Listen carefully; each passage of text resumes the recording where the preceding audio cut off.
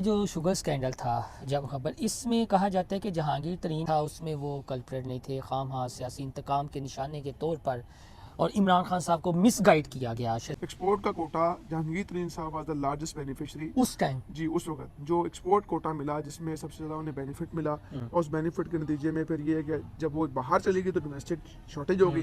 तो ये सिंसियर है आवाम के साथ और ये फिर चीनी की कीमतें बढ़ा दी थी। सबसे बड़े प्रोड्यूसर हैं जहांगीर तरीन साहब इस मुल्क में चीनी के और आज तक चीनी की कीमतें तो नीचे लेके नहीं है। अगर ये इतने खैर खां हैं तो चीनी की कीमतें कम करते हैं, हर किसी के घर में इस्तेमाल होती है जो वो खुद कर सकते हैं।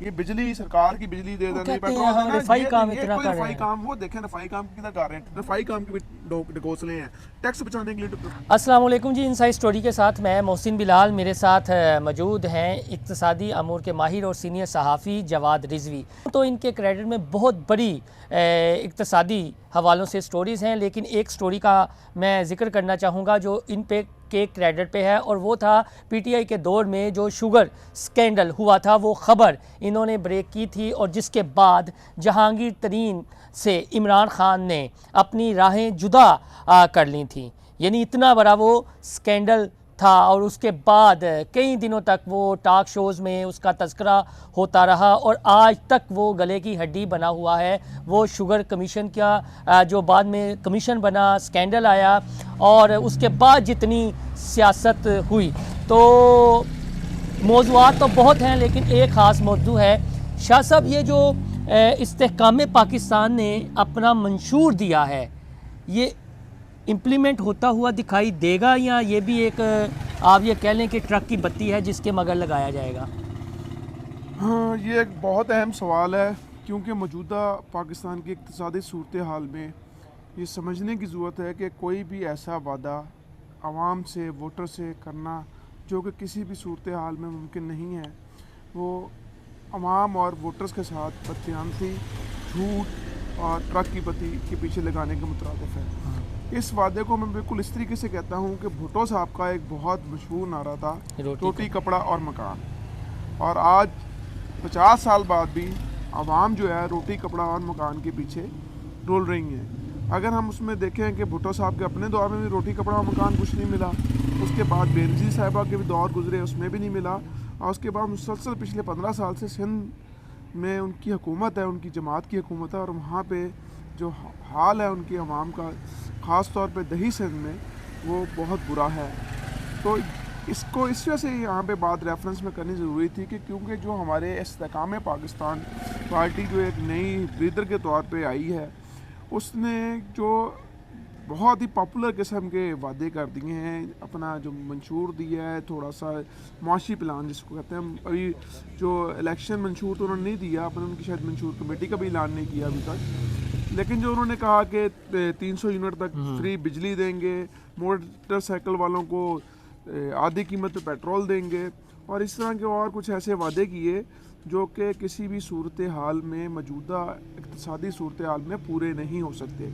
उसकी वजह यह है कि पाकिस्तान इस वक्त IMF के साथ जहाँ अपनी जो माशी मुश्किलात हैं उनको हल करने के लिए इंगेज हुआ है, और जो IMF है वो चाहता है किसी भी सूरत में पाकिस्तान में कोई भी किसी भी सूरत की सब्सिडी ना रहे। तो इस सूरत हाल में जब कोई सब्सिडी नहीं रहनी, और अभी तक जो आपका माशी प्लान जो आपने उनसे एग्री किया हुआ उसके मुताबिक आपकी निगरान हुकूमत भी बिजली की कीमतों में इजाफा कर चुकी, गैस की कीमतों में इजाफा कर चुकी। अभी जो 480% गैस की कीमतों में इजाफा हुआ उसकी वजह से आपकी CPI, जो लास्ट वीक का CPI आया उसके अंदर सब्सटेंशियल इंक्रीज़ आई। तो ये वो सूरत हाल है जो हकीकी सूरत हाल है, जिसके अंदर कोई भी इस तरह का वादा करना कि 300 यूनिट बिजली फ्री दी जाएगी, मोटरसाइकिल को सस्ता पेट्रोल दिया जाएगा, ये नामुमकिनात में है। तो शाह जी ये बताइए, इसमें एक थोड़ी सी बात मैं और ऐड कर दूँ मोहसिन के, अगर आप मोटरसाइकिल को, क्योंकि एक टेक्निकल सी चीज़ है, अगर आप मोटरसाइकिल को एक पेट्रोल देते हैं जो कि उसकी हम RON बोलते हैं, रॉन जो होता है जिसकी लेस रॉन के ऊपर होगा, अगर आप वो देते हैं तो वो एनवायरनमेंट फ्रेंडली नहीं होगा। एक इस वक्त आपके मुल्क में बहुत बड़ा इशू एनवायरनमेंट का है, ख़ास तौर पे अगर आप देखें पंजाब में स्मोक, इस वक्त लाहौर में जहाँ पे हम खड़े हुए हैं सबसे ज़्यादा इशू है स्मोक का। तो अगर आप वो पेट्रोल लेके आते हैं, ऑब्वियसली जो पंजाब की पॉपुलेशन ज़्यादा है, पंजाब में उसकी कंजम्पशन भी ज़्यादा होगी। तो आप कोई ऐसा पेट्रोल अगर ले आते हैं सस्ता करने के लिए कि आप उसकी जो राउंड कैपेसिटी है डाउन करते हैं, मोटरसाइकिल को सस्ता पेट्रोल देते हैं, हाफ प्राइस पे देते हैं, तो उसका आपका एनवायरमेंटल इम्पैक्ट क्या होगा, इसके ऊपर भी एक बहुत बड़ा क्वेश्चन है। तो ये सिर्फ एक क्या नाम है जिसे कहते हैं कि झूठे वादे हैं, एक फ्रेब है जो आवाम को देने के लिए उन्होंने ऐलान तो कर दिया है। ज़मीनी हक़ाइक़ के मुताबिक शाह जी ऐसी ये कुछ चीज़ें नज़र नहीं बताइएगा, आती। ये जो शुगर स्कैंडल था जब खबर, इसमें कहा जाता है कि जहांगीर तरीन के जो डॉक्यूमेंट थे अपने, जो टैक्स और जो वो अपना पेपर वर्क था उनका, जो वो ठीक था, उसमें वो कल्प्रेट नहीं थे, खामखा सियासी इंतकाम के निशाने के तौर पर और इमरान खान साहब को मिसगाइड किया गया। शहजाद अकबर हो, आज़म खान हो, फिर बुशरा बीबी वाला मामला था, क्या ऐसा ही है या उसमें टेक्निकल फॉल्ट था उनकी जानिब से? नहीं, ये ना मियाँ साहब इसमें बहुत समझने वाली बात ये है, क्योंकि ख़बर मैंने ब्रेक की सबसे पहले। होता क्या है, ये चीज़ समझने वाली बात है। आपने एक्सपोर्ट करनी है तो पहले अपनी डिमांड डोमेस्टिक देखनी है, तो उसके मुताबिक एक्सपोर्ट करनी है।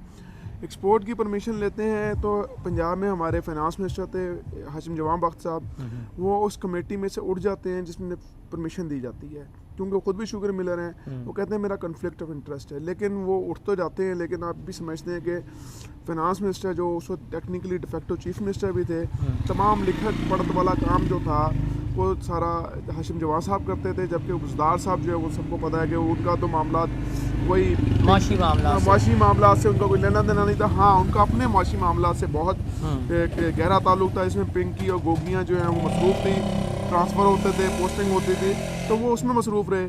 तो ये कहना हाशिम जवान बख्त साहब का, जो कि डॉक्यूमेंट्स बताते हैं कि वो उस मीटिंग में उन्होंने अटेंड नहीं की, इसमें एक्सपोर्ट की परमिशन दी गई, वो डॉक्यूमेंट का पेट भरने की हद तक तो ठीक है। तो तरीन साहब, अब तरीन साहब की तरफ ये है कि अब मैं ये कहता हूँ कि जब आपने परमिशन दी एक्सपोर्ट की और आपको सबसे ज़्यादा कोटा मिल गया, क्यों मिल गया? एक्सपोर्ट का कोटा जहांगीर तरीन साहब वाज द लार्जेस्ट बेनिफिशरी उस टाइम जी, उस वक्त जो एक्सपोर्ट कोटा मिला, जिसमें सबसे ज़्यादा उन्हें बेनिफिट मिला। और उस बेनिफिट के नतीजे में फिर ये है कि जब वो बाहर चली गई तो डोमेस्टिक शॉर्टेज हो गई, डोमेस्टिक शॉर्टेज होगी तो उसका फ़ायदा उठाया। तो फिर ये कैसे उसमें उसमें सिर्फ ये नहीं, तीसरे नंबर पे जो बेनिफिशियरी थे वो खान साहब के ही मिनिस्टर थे, और वो मिनिस्टर थे हमारे जनूबी पंजाब महाज के सरकर्दा लीडर खुसरो बख्तियार। आजकल कहाँ है? वो आजकल कहाँ हैं? वो आजकल उड़ने की तैयारी कर रहे हैं। उनके भाई में भी मामला सेटल हो रहे हैं कि किसने कहाँ उड़ के जाना है। कोई कहता है कि आईपीपी में जाएगा, कोई कहते हैं कि पीएमएलएन में आएंगे, कुछ कहते हैं पीपल्स पार्टी में जाएंगे, लेकिन उन्होंने अब उड़ना है। उनकी उड़ने की तैयारी हो चुकी है। जिसे वैसे भी कहते हैं, हम कह रहे हैं महाजिर हिजरती परिंदे, माइग्रेटरी बर्ड, हाँ, मौसमियाती परिंदे जो हैं, ये वो परिंदे हैं। इनका उड़ने का टाइम वैसे ही आ गया। मौसम बदल रहा है बड़ी तेज़ी से। आपको भी पता है कि इस मौसम में जो माइग्रेटरी बर्ड बड़ी तेज़ी से आते हैं, तो वो तैयारी शुरू हो चुकी तो है। ये जो हमेशा कहा जाता है जी कि हम पर पर्चे करवाए गए, ये किया गया, हमारे बच्चों पर पर्चे करवाए गए, और जहांगीर तरीन एंड कंपनी इसमें थोड़ा सा मासूम बन जाती है, मासूमियत का कार्ड खेलती है और ये कहती है कि बड़ी एक साजिश, गहरी साजिश के तहत इमरान खान के जो करीब तरीन थे, जो उनके हमदर्द थे, उन्हें अच्छे मशवरे देते थे, उन्हें दूर किया गया। ये बात दुरुस्त है, या अगर हम इसे अपने माली मफादात के तनाजुर में देखें जिस तरह आपने कहा है, तो ये तो फिर इमरान खान साहब इसमें मासूम लगते हैं? असल में जो पाकिस्तान की पॉलिटिक्स है ना, वो पॉलिटिक्स को हम पॉलिटिक्स तरह देखते हैं, लेकिन वो पॉलिटिकल इकॉनमी है। That's not politics. ठीक। जहांगीर तरीन साहब जो हैं पाकिस्तान में ऐसे सियासी कदावर शख्सियत हैं जिन्होंने इमरान खान के ऊपर बेतहाशा इन्वेस्टमेंट की। जब उन्होंने इन्वेस्टमेंट की तो देखें, कोई भी जब इन्वेस्टमेंट करता है तो रिटर्न के लिए करता है। तो उनको पहले केपी में भी रिटर्न मिला माइंस की सूरत में, ठीक है, और उसके ऊपर बहुत सारी कंट्रोवर्सीज हैं कि जहांगीर तरीन साहब को बहुत सारी माइंस जो हैं जिनके एग्जिस्टिंग लाइसेंस कैंसिल करके भी मिले, और वो माइंस जो उसमें मार्बल्स की माइंस बहुत क्या नाम है उस पर थी, टॉप लाइन्स पे, और वो सारी माइंस से मार्बल एक्सट्रैक्ट होकर चाइना जाता रहा, पूरे ब्लॉक्स पहाड़ कट के। उसके बाद देखें इन्वेस्टमेंट इसने ज़्यादा की, उसने रिटर्न भी ज़्यादा लेना है। अब रिटर्न की बारी आई तो आपको पता है कि उनकी टेक्निकली डिस्क्वालिफिकेशन करवा दी गई थी ताकि उनको कोई मिनिस्ट्री ना मिल सके, लेकिन वो डिफेक्टो चीफ पीएम मिनिस्टर के रहे हैं कई वजारतों में बैठते फिर नहीं, रहे वो डायरेक्ट प्राइम मिनिस्टर के भी तकरीबन मीटिंग्स अटेंड करते रहे, काम करते रहे। हाँ। अच्छा, मसाइल ये होते हैं कि अब वो एक बड़े इन्वेस्टर थे, उसके साथ कुछ छोटे इन्वेस्टर्स भी थे। अब छोटे इन्वेस्टर्स की दाल ना गाल रही हो तो उन्होंने तो फिर अपने आप को क्या नाम है ग्रुप करना है ना। जब वो ग्रुप हुए तो अब जहांगीर तरीन साहब के साथ जो है पंजाब के हमारे अलीम खान साहब थे। अब अलीम खान साहब के साथ भी खान साहब ने हाथ किया, क्योंकि अलीम खान साहब ने बहुत इन्वेस्टमेंट की थी। लेकिन अलीम खान साहब के साथ इनके ग्रुप का एक और बंदा था जो इस वक्त मफरूर करार दिया जा चुका है, उसका नाम है जमशेद इकबाल चीमा, उनकी वाइफ है नुसरत इकबाल चीमा। ठीक है, वो दोनों इस वक्त मफरूर, अदालती मफरूर हो चुके हैं। वो भी एक अच्छे इमरान खान के इन्वेस्टर थे। शाह जी लास्ट में बताइएगा, ये जो इस्तेहकाम पाकिस्तान का मंशूर है, आप ये कहते हैं ये नाफजुल अमल नहीं है?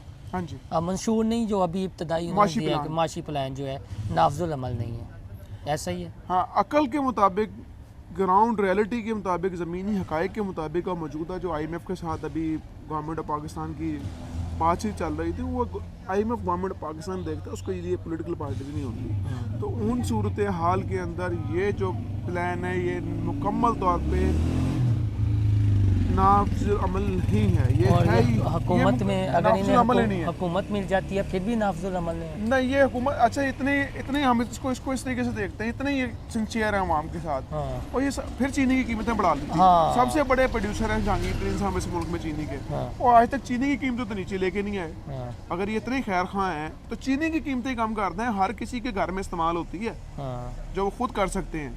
ये बिजली, सरकार की बिजली दे वो देना, कहते हैं पेट्रोल हम देना, रफाई ये काम ये इतना कोई कर रहे रफाई हैं। काम, वो देखें रफाई काम किधर कर रहे हैं। रफाई काम के भी ढकोसले हैं, टैक्स बचाने के लिए रफाई काम बहुत होते हैं। शुक्रिया जी शाह जी, इस पर क्योंकि दुरानियाँ ज़्यादा हो गया, ये जो रिफाई कामों के आड़ में टैक्स बचाया जाता है, शाह जी ये आपने हमें खुसूसी टाइम देना है, चाहे वो मलक रियाज हों, कोई भी बिग्स हों, चूँकि इस्तेहकाम पाकिस्तान की सारी सियासत ये खिदमत खलक के गिरदानी है। ठीक टैक्स बचाने का एक है, तरीका हाँ, था। ये इस पर ये एक बहुत बड़ा मौजू है जो आज तक इतना ज़्यादा डिस्कस नहीं हुआ। इंशाल्लाह ताला शाह जी से फिर वक्त लेकर आपके साथ डिस्कस करेंगे। हमारा चैनल इनसाइड स्टोरी लाइक और सब्सक्राइब करना ना भूलिएगा। अल्लाह हाफिज़।